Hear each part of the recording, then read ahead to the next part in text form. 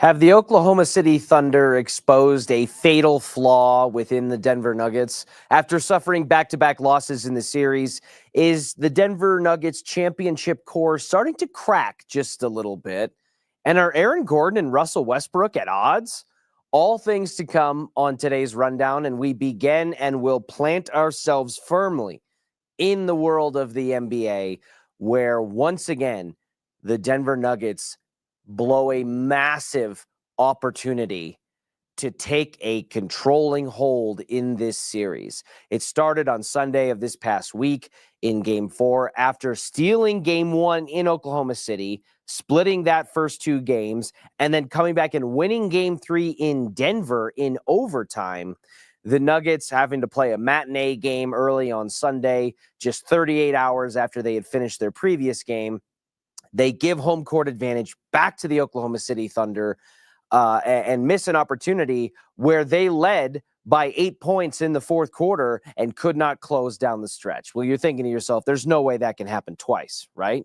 Well, sure enough, Denver goes back on the road to Oklahoma City for Game 5. Oklahoma City trailed by 12 points in the third quarter.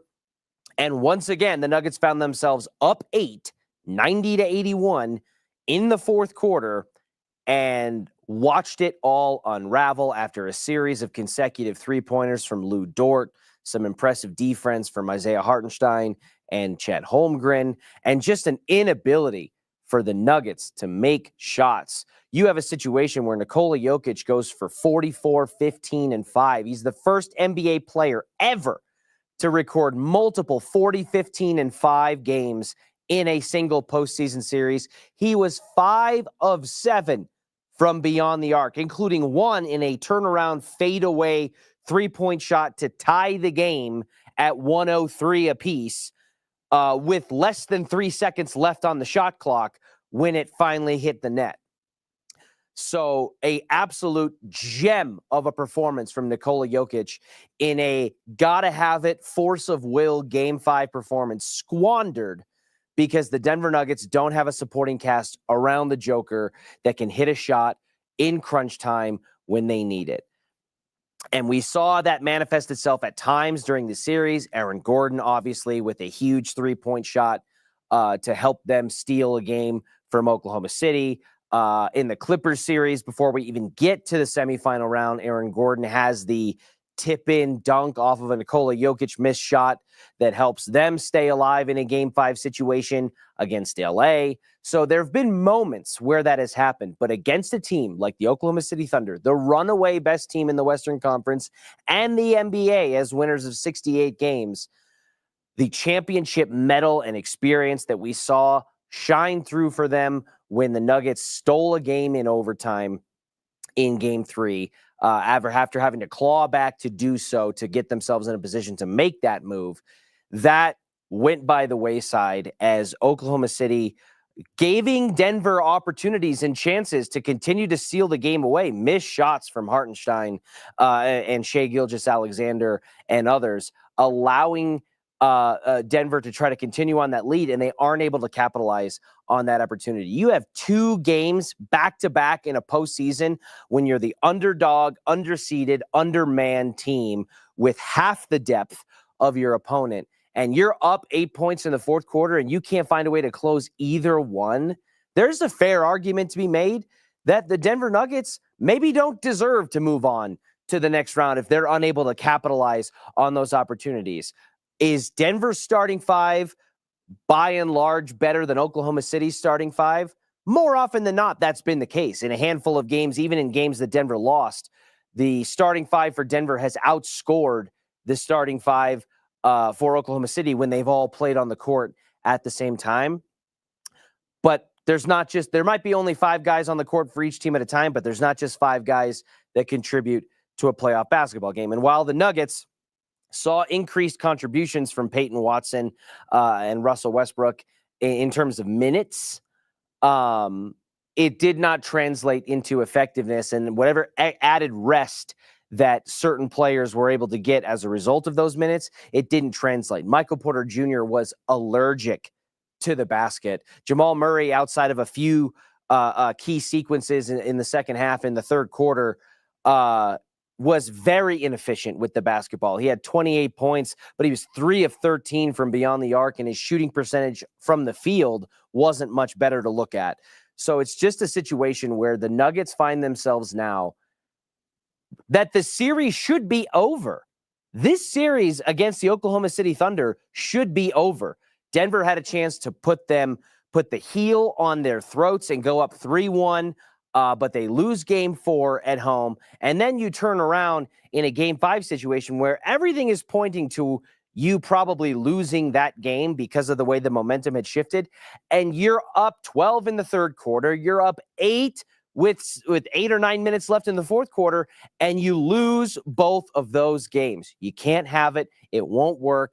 And by and large, the Denver Nuggets have put themselves in a position where they are not going to advance outside of the semifinal round, barring some kind of miracle. And I know there are those that say, well, hey, if they win game 6 at home, they tie the series 3-3, you get to a game 7. Yes, you got to go back to Oklahoma City, but anything can happen in a game 7. And I always kind of chuckle at that statement because in theory, anything can happen in any game of a series, whether it's 1, 3, 4, 5, or 7. Yes, anything can happen. But you know what does happen 85% of the time in a game 7? The home team wins. 85% of game 7s in the NBA are won by the home team. So can anything happen? Yeah. But what happens almost every single time is the home team wins the series and finishes it off in game 7 in the NBA playoffs. So yeah, it kind of feels like the people who are saying anything can happen when you get to a game 7, you're using hope and projection as a strategy. And that to me is never good practice because there are so many concerning things about this Nuggets team, frankly, that were exposed during the Clippers series that kind of went by the wayside for a handful of games because they dispatched the Clippers in 7 games as the home team, by the way, winning in runaway fashion. They did not take care of business when they could have, when they should have, when it was laid out in front of them to do so.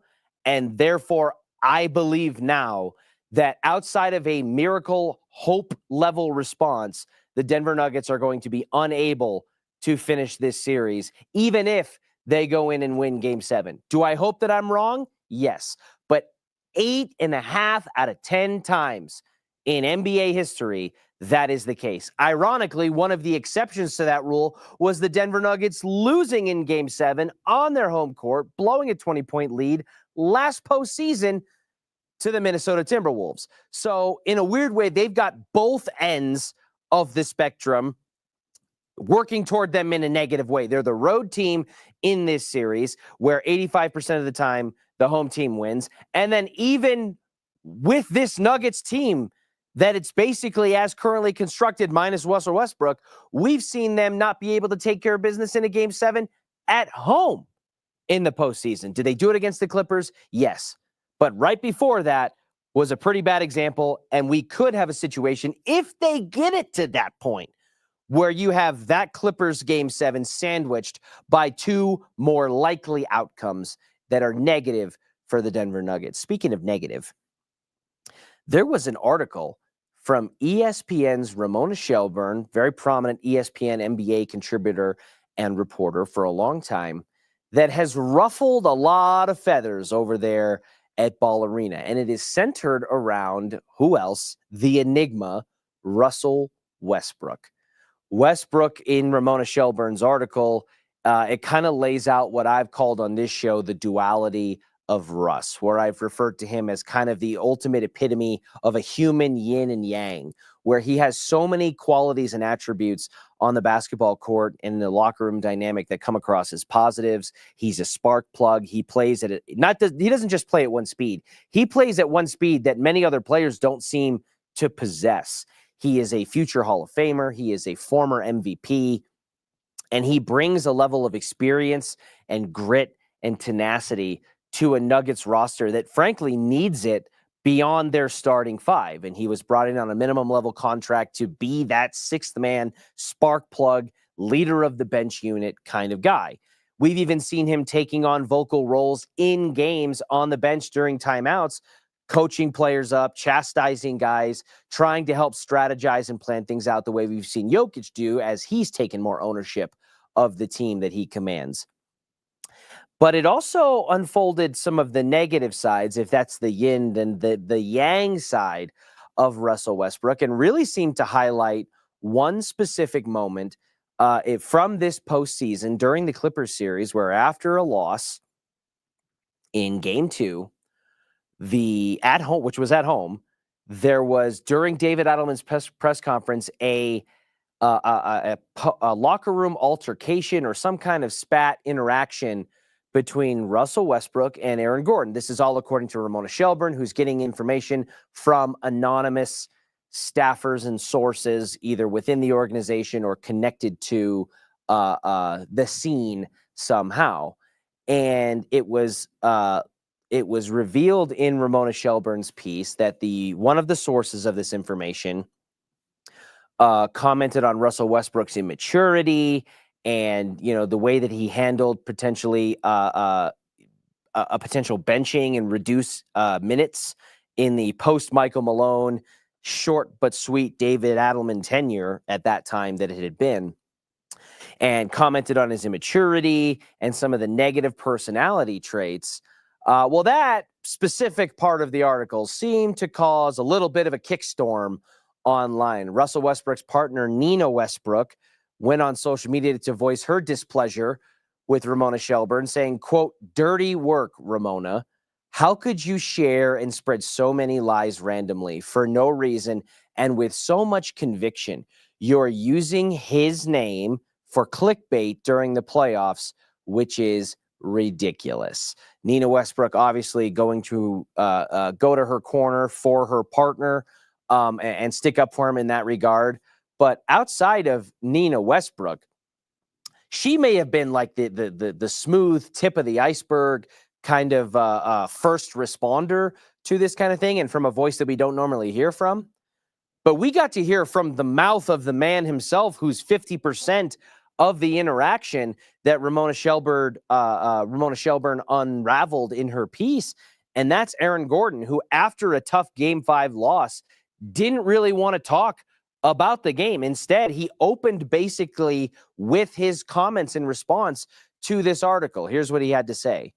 "An arbitrary article. Russ has been great for us. One of the most talented players to ever play the game. Even better teammate and human being. He's going to help us win these next 2 games." Obviously referencing Game 6 and hopefully potentially a Game 7 between the Nuggets and the Thunder. So that was Aaron Gordon's immediate initial response to this controversy, this backlash over ESPN's Ramona Shelburne's article that was really detailing the yin and the yang, the good and the bad, the whirlwind that is Russell Westbrook. But let's just iron out a couple of things quickly here. One, Russell Westbrook, from an on-court benefit standpoint, has been a massive and overwhelmingly positive addition, from steadying the tide in the regular season where the Nuggets were dealing with injuries to Aaron Gordon, to Jamal Murray, to Michael Porter Jr., to the like. Russell Westbrook stepping into the starting role and providing more minutes than he was ever intended to based on the minimum level contract that he signed was a huge boon for the Nuggets and helping them stay in the top 4 seeds in the Western Conference to gain home court advantage in at least the beginning of the NBA playoffs. Then you get to the playoffs. Russell Westbrook has scored 134 points. And as our own Jake Shapiro pointed out, that's more than the entirety of the Nuggets bench outside of Bruce Brown, who was in the 160s, from the title team. So Russell Westbrook, from a production standpoint and an availability standpoint in the regular season and now into the postseason, the Nuggets have been given way more than what they paid for in terms of ROI from Russell Westbrook. And then on top of that, does Aaron Gordon seem like somebody who would not keep it 100 with the media, with the fan base? Does he come across as somebody who would go out of his way to say things or do things about someone, to someone, or for someone that he didn't really mean? I personally don't think so. So when I hear Aaron Gordon's comments after that game, it immediately makes me think that someone, whether it's a player, a fellow teammate, or a staffer, or someone connected to the inner workings of that organization and that team who's giving that information to Ramona Shelburne, is taking something out of context or exaggerating it with an agenda. Because if you go back and look at the way Aaron Gordon has spoken about Russell Westbrook, dating all the way back to September of last year, it's overwhelmingly positive and supportive. In September of last year, when it came to the prospect of trying to chase another championship, one thing that Russell Westbrook in his Hall of Fame career has not been able to accomplish, Aaron Gordon was pretty blunt. He said, I'm doing whatever I can to win Russell Westbrook a ring. Why would he say that if he didn't really believe in and feel good about Russell Westbrook as a teammate, as a person, and as a player? Then you fast forward to this postseason in the Clippers series when Aaron Gordon hits the game-winning three-point shot that was assisted by Russell Westbrook. Aaron Gordon was immediately complimentary. Despite being asked about his shot and the emotions from him in that moment, he immediately deflects to Russell Westbrook and how well he makes proper playmaking decisions. He said, quote, the open man is the right play, right? The play is the open man, and Russ makes the right play a lot of times. He went on about his game winner to talk about, yes, he made a big shot, and yes, it was the ultimate decision, but it sure helps when you've got someone like Russell Westbrook in your corner. He said, quote, it really comes down to my teammates like Russ making a great play and finding me in transition and in rhythm. So it helps when you have a Hall of Fame passer passing the ball to you. Aaron Gordon, in his moment in the sun, he hit a game-winning three-pointer in the postseason to steal the heart from the opponent and capture so much momentum in the series for the Denver Nuggets. And instead of in that moment commenting on himself, as it's so wont to happen in a post-game interview with a player who just made a key play like that, he immediately and intentionally deflects to Russell Westbrook, both in terms of making the right plays and the decision, complimenting his passing ability and his Hall of Fame status as a player. He's one of the best to ever play the game. Aaron Gordon has been on record over and over and over again saying that. Then you rewind back to September, where he's talking about he himself, with Aaron Gordon, with all the work that he's done and the motivation that he's had individually to help increase his game, seeing 10% or more increases in all major shooting categories from Aaron Gordon this season compared to last season. Part of his motivation, from the words of Aaron Gordon himself, is I'm doing whatever I can do to get Russell Westbrook a ring. There it is. You see it there again on the screen. So all of that, I don't even need to take, because I don't know Nina Westbrook. This is the first time I've ever, not that I don't believe what she's saying. I don't even need to take her side or account into things about her partner into play. I'm going off of Aaron Gordon's words himself. I think that alone stands on business enough to say that the pieces of this piece that Ramona Shelburne, who I'm sure is getting actual information from actual sources, she's certainly not a shoddy journalist by any means. I think that this information was being given to Ramona Shelburne by someone with a purpose and with an agenda that does not benefit Russell Westbrook. And so for Aaron Gordon, who didn't deny that a conversation took place, he basically just said that kind of stuff is supposed to stay in-house. But I think it's much more indicative of families fight, teammates fight, brothers fight, and you have heated, explosive moments that are in a microcosm, might seem fiery or toxic or whatever.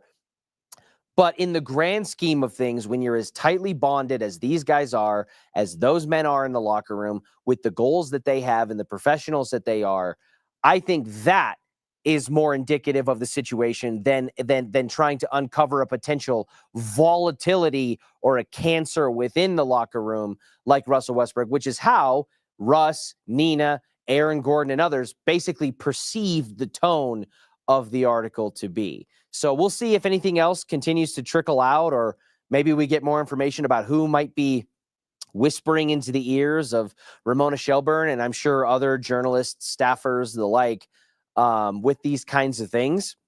But one thing I know for sure is if the Denver Nuggets are not able to capitalize and take advantage of the Game 6 opportunity in front of them, just to put themselves in a position to find a Game 7 and hope that they can make something happen, which there's mixed bags historically about their ability to do that from an NBA perspective and with what we've seen just from the Nuggets as a whole. If they're unable to do that, a lot more stories like this could unravel, and we could be watching potentially on Thursday night, tomorrow night, we could potentially be watching the last time that this Denver Nuggets championship core all plays together on the same court at the same time. And that's a little bit of a sobering thought. While we get to the end here, while we've got a few minutes left, I want to make sure I get to some of your comments because I can see them pouring in on the side of the screen there. So, Trey, go ahead and throw those up whenever you can, whether it's about Russell Westbrook and this article with ESPN or the Nuggets and the Thunder and their missed opportunities. Why is everyone panicking? We're good. Did y'all think they would sweep? Ryan, no. First of all, two things there. One, no one, and I mean no one, thought the Denver Nuggets were going to sweep the Oklahoma City Thunder. That was not on anybody's mind. Even the most homer of homer Nuggets fans would be like, that's crazy. But to the second part of your response there, we're not good. We being the Denver Nuggets, we're not good. This series should be over, Ryan. They had game-clinching opportunities in Game 4 and Game 5. Game 4, which would have put them up 3-1. Game 5, which should have and could have finished it. But even if you want to take one of those, they would be looking at being up 3-2 in a series, not down 3-2 with their backs against a wall and no home court advantage in that eventual Game 7 that they now have to hope for. So I think it's way too dismissive of the concerning nature of the things we've seen from the Nuggets, whether it's Michael Porter Jr.'s disappearing act outside of the one game in this series where he scored 20 points. It was definitely part of their ability to win that game. The lack of depth, the overusage of the heavy five, the minutes that they're having to play, spoiling performances of 40, 15, and 5 from Nikola Jokic, somehow finding a way for that individual heroic performance to not be enough. Jamal Murray's inefficiency from beyond the arc and just overall as a shooter. Aaron Gordon hitting a couple of clutch shots to bail out bad situations. Allowing defensive mismatches and lapses by the Oklahoma City Thunder, who are deeper, longer, and just as, if not more dangerous than the Nuggets. I think it's way too dismissive, Ryan, of all of that to just be like, hey, we're good. They lost. They blew 8-point leads in the fourth quarter in back-to-back games, one on the road, one at home. But it's fine. We'll be fine. This series could literally be over Thursday. So if that's the case, I don't think we can just say we're good. That's just me, though. I appreciate the comment, Ryan. From Skylar, I felt the cancer last night. The Nuggets needed that W to have, the dagger, not the cancer. I felt the dagger last night. The Nuggets needed that W to have a chance at winning the series for sure. Skylar, I am totally with you. The winner of Game 5 in a 7-game series goes on to win north of 75% of the time. And north of 80% of the time. And the historical context that you would need to provide the opposite just doesn't fall in the Nuggets' favor. They aren't strong enough in certain ways that you could lean on to try to make the more miracle side of things happen. So we'll see what they've got tomorrow night and if they force it. And yes, anything can happen in a Game 7. But as I mentioned, 8.5 times out of 10, the home team wins in Game 7. Oklahoma City, because of the work they put in the regular season, they get that advantage against the Nuggets here in this series. So we'll see how it shakes out. From Jason, I picked OKC, but said if we won, it'd be in 7. Can't ask for more than Game 7 versus a team with only one guy who's played a Game 7 and won 68 games to get 2 days off between 6 and 7, benefiting older, less deep Nugs. I hear you on the fact that the Nuggets have championship experience and they have like more of maybe that mettle and that toughness and that mentality than the Oklahoma City Thunder do. How's that worked out for them so far? You caught them in Game 1. You stole Game 1. You caught them. They're bleeding a little bit. And it was kind of like the undercard, the underweight fighter that nobody expected to have that big of a punch, and you landed it in game one. Then you got an overwhelming correction after that in game two, but you held serve in game three. But really, since game three, that same thought about this championship medal and experience and late game closing situations, the Thunder have grown from that. They erased 12-point leads in the third quarter and 8-point leads in the fourth quarter in back-to-back games, once at home and once on the road. So, yes, an extra day off of rest maybe benefits from a rest perspective the Nuggets, who had to lose game 4 38 hours after winning game 3. But Oklahoma City gets that rest too, and they're already deep and talented. And if their role players like Lou Dort and Jalen Williams and Alex Caruso are executing well on both ends of the court, that depth is going to be even more of a dagger for the Nuggets, even a well-rested Payton Watson and Russell Westbrook and maybe Jalen Pickett or Julian Strawther, as the eighth man in that rotation. So you picked OKC, but said if Denver wins, it's going to be in 7. Well, that's got to be the case now. And it has to be the case because they've blown it for 2 games in a row. Super frustrating, to me at least, Jason. All right. Marco with a 2-parter here. When you're losing, dirty laundry comes out. That's actually true. AG is not that type of person. When winning hides and covers all warts, losing exposes a lot of old wounds.